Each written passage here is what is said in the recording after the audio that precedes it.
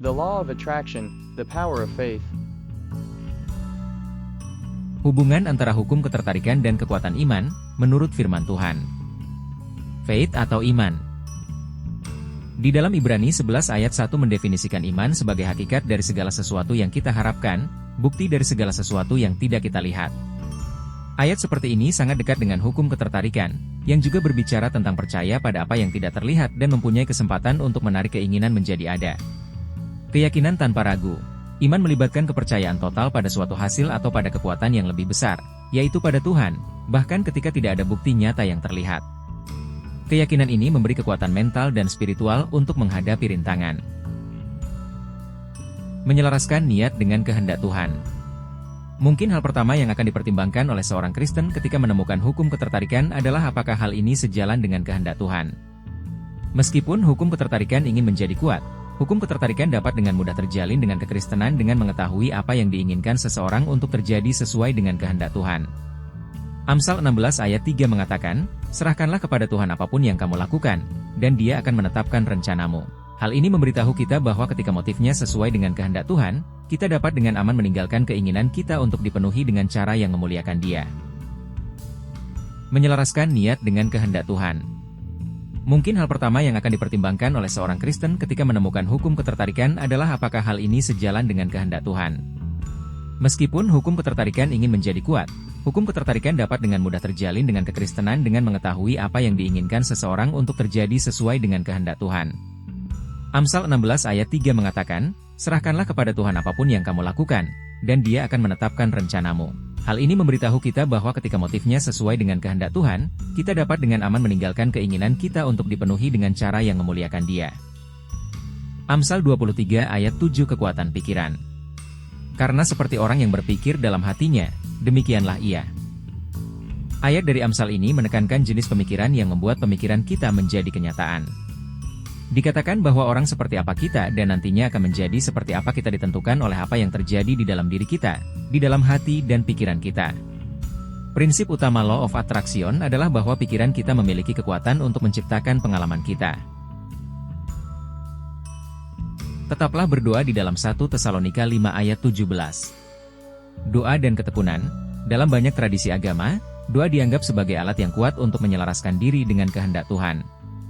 Melalui doa yang penuh iman, pada hakikatnya mereka mengarahkan pikiran dan keinginan dengan mencari manifestasi Tuhan menuju hasil tertentu dalam hidup mereka, percaya bahwa mereka bisa mendapatkan petunjuk, kekuatan, dan bahkan keajaiban. Tetaplah berdoa di dalam 1 Tesalonika 5 ayat 17. Doa dan ketekunan. Dalam banyak tradisi agama, doa dianggap sebagai alat yang kuat untuk menyelaraskan diri dengan kehendak Tuhan.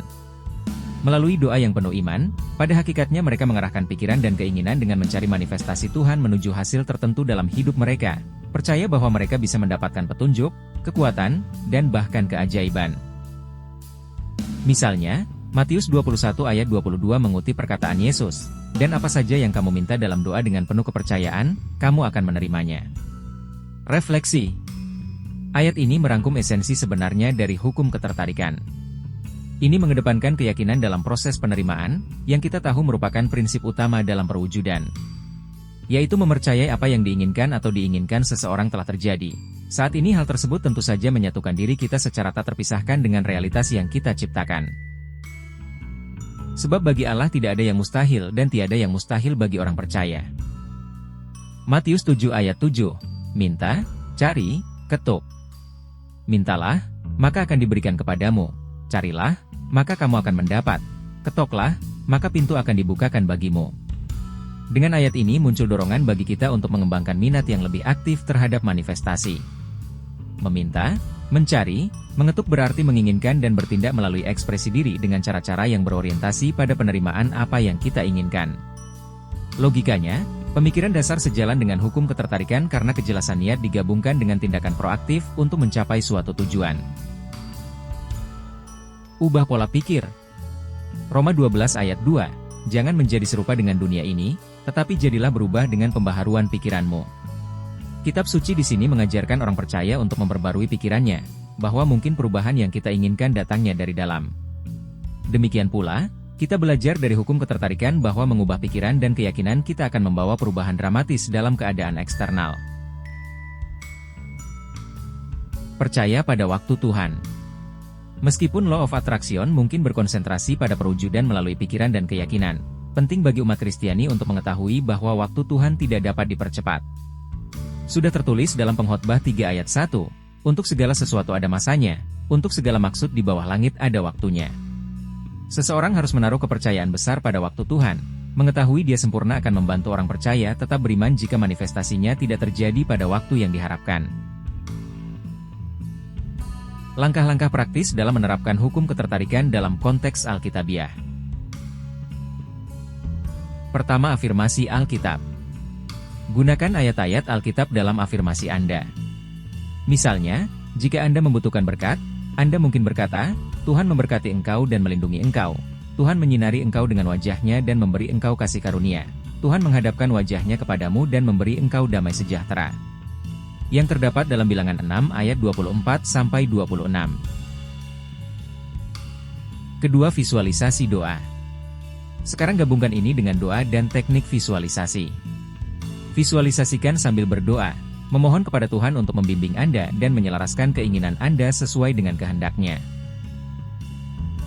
Ketiga, praktek syukur. Rasa syukur adalah bagian besar dari hukum ketertarikan dan kekristenan. Jadi, mulailah mengembangkan praktik syukur setiap hari kepada Tuhan atas apa yang sudah Anda miliki dan apa yang sedang Anda jalani.